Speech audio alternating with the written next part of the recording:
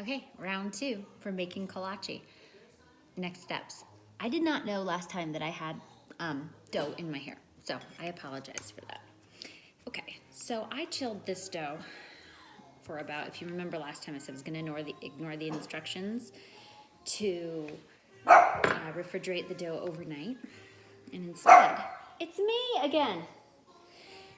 I just refrigerated it for about an hour. Probably like an hour or 15, just because I had lunch and that's how long it took.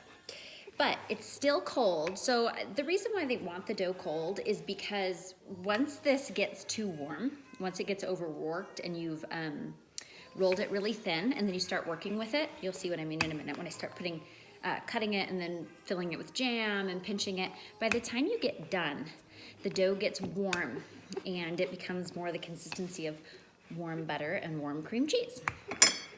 And it gets really kind of wet. So the trick is you want to work really quickly once you get it rolled out. Getting it rolled out is a feat. See, I'm like, you want to roll it out to about 1/8 of an inch. Now, 1/8 of an inch.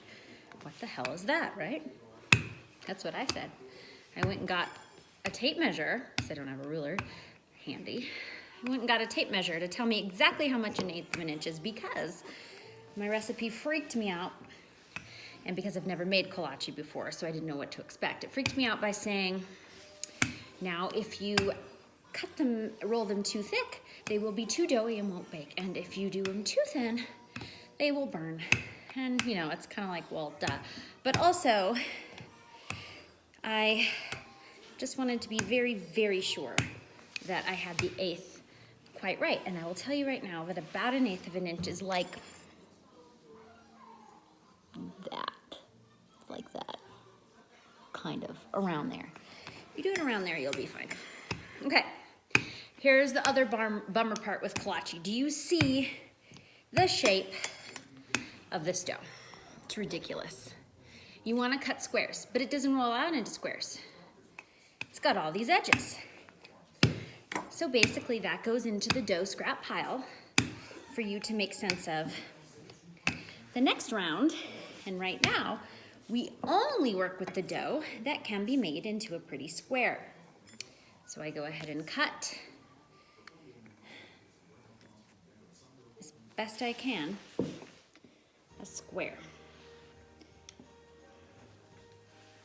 Okay, like this. And you want it to be square, not a rectangle. It's kind of important because when you go to make approximate, let's just see how. When you go to make approximate triangles, you want your dough to be as rectangle as possible. Otherwise, you get uneven folds and uneven cookies. So I'll show you what I mean. But right now, we're just gonna do about this. I'm gonna eyeball it because it doesn't have to be perfect, but you do want your cookies pretty much all the same size. So just gonna use this as my measurer. Cut off the end that we won't need. Okay.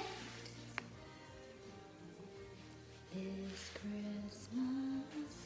Now, we want to make a square.